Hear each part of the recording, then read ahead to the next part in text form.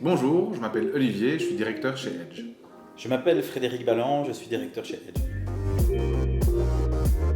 J'aide les entreprises à faire mieux ce qu'elles font déjà et ce qu'elles font peut-être mal.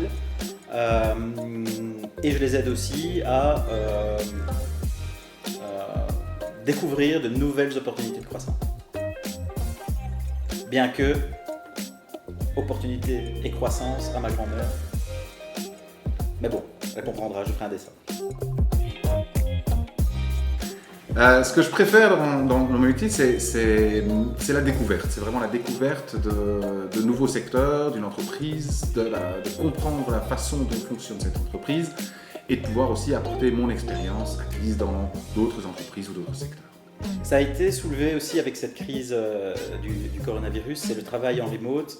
Ce qui me plaît le plus dans mon métier, c'est de discuter avec les gens, de réfléchir avec les gens, d'avancer avec les gens. Et donc, c'est vraiment le travail d'équipe physique et les échanges physiques avec les gens qui me plaisent bien. Donc, l'assertivité.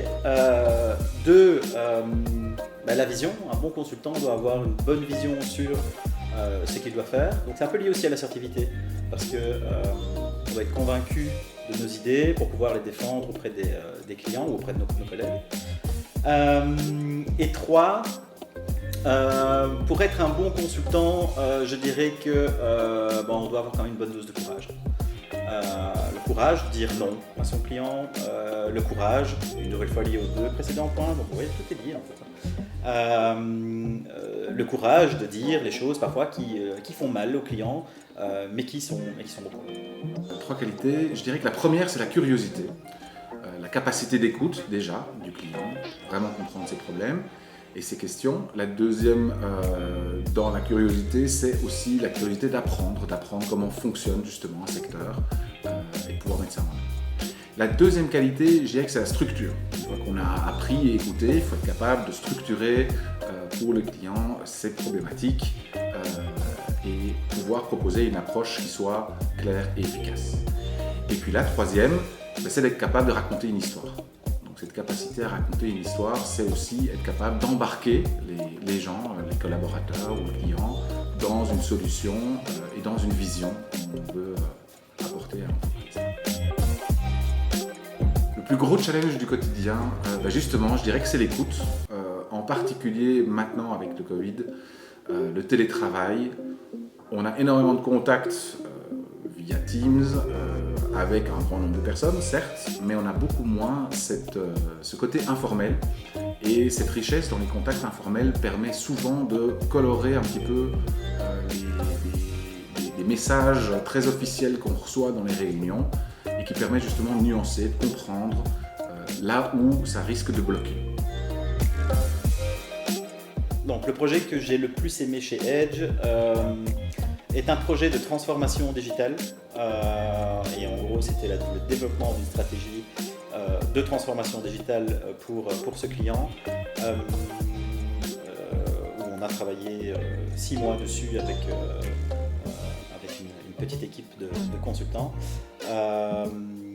Et c'était très très très agréable de pouvoir rentrer dans ce monde-là, ce monde associatif qui était inconnu pour moi et où il y a énormément de travail à faire. Donc c'est vraiment ce projet-là qui m'a le plus animé. J'ai fait énormément de projets très variés, des longs, des courts, en Belgique, à l'étranger, donc c'est très compliqué d'en choisir un. Je les ai vraiment tous beaucoup appréciés. Maintenant, j'avoue que si je dois en retenir un, c'est dans le développement de produits et services dans l'énergie renouvelable. Déjà simplement parce que ça contribue quelque part à la transition écologique, à la transition énergétique. Et que c'est vrai que le matin, quand on se lève, c'est très motivant de savoir qu'on travaille dans un but social. Alors, le cliché, c'est les consultants, ils vous prennent votre montre pour vous donner l'heure. Voilà, ça c'est le cliché. Ce qui est parfois un peu vrai. On amène des éléments nouveaux, on amène des éléments extérieurs, une expérience.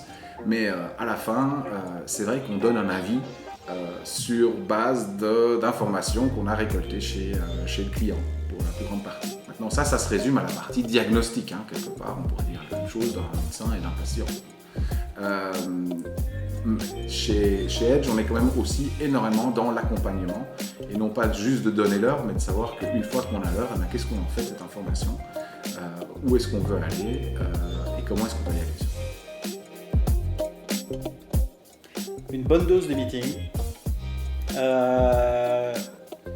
une pincée de workshop, et quand même du fun. De manière générale, c'est la participation à la gestion d'une société de conseil, avec un grand degré d'autonomie, donc de l'autonomie dans les recrutements qu'on peut faire, l'autonomie dans le développement de nouvelles compétences ou de nouvelles offres qu'on peut développer, de l'autonomie dans le business development, tout ça évidemment en bonne coordination avec l'équipe, mais avec un grand degré d'autonomie. En 2 mots, je dirais flexibilité et challenge.